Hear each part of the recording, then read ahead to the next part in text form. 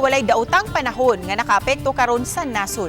Matud sa Pag-asa, ang hanging habagat lang ang nakaapekto karon sa North ug Central Luzon. Samtang karong weekend, masinati na sa Mindanao ug pipila ka bahin sa Kabisayan ang Intertropical Convergence Zone kun ITCZ.